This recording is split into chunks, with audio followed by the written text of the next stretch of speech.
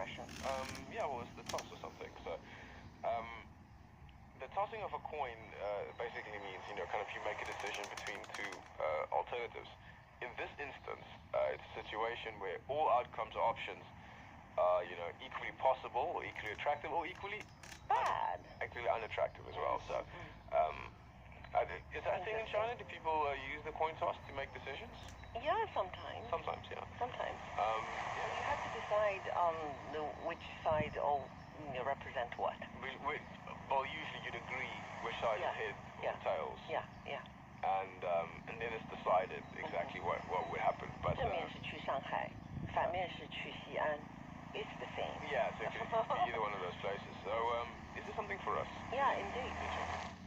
Since it means almost the same sort of equally good or equally bad choices or whatever, in Chinese it means 不相上下，机会对等，都一样，或者叫平分秋色呀，难分伯仲等等。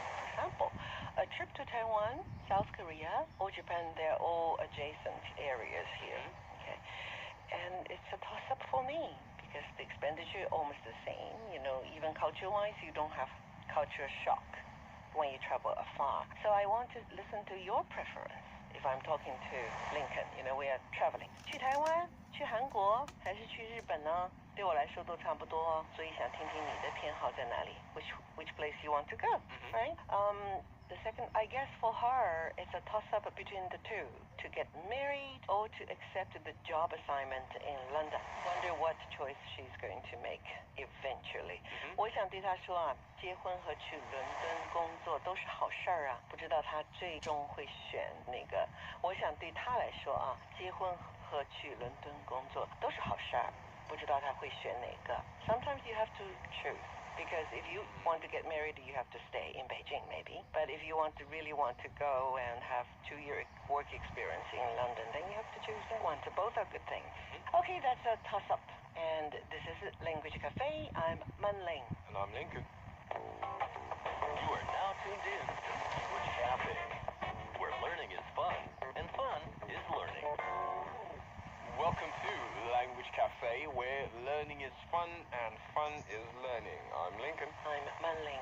Manling, a very common expression that we have for our listeners today. Old and young. Old and young, everyone who listens. We have the expression to put something through the ringer or to have been through the ringer.